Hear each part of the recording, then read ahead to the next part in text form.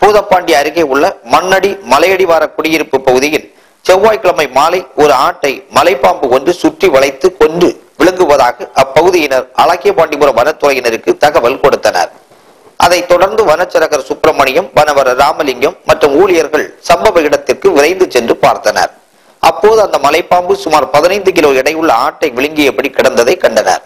அந்த ஆட்டின் கொம்பு பாம்பின் வயிற்றில் சிக்கி உள்ளே செல்லாததால் பாம்பு திணறியபடி நகர முடியாமல் கிடந்தது. அந்த ராட்சத பாம்பு 26 அடி நீளமும் 45 கிலோ எடையுடனும் காணப்பட்டது.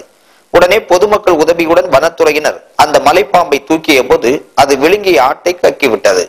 இதன் பின்னர் அந்த மலைப்பாம்பை வனத்துறையினர் மீட்டு மாராமலையில் அடர்ந்த காட்டு பகுதியில் விட்டனர்.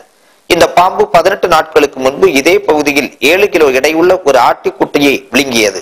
அப்பொழுது மக்கள் கூச்சலிட்ட போது அந்த பாம்பு அருகில் உள்ள பழையாற்றில் குதித்து தப்பிவிட்டது.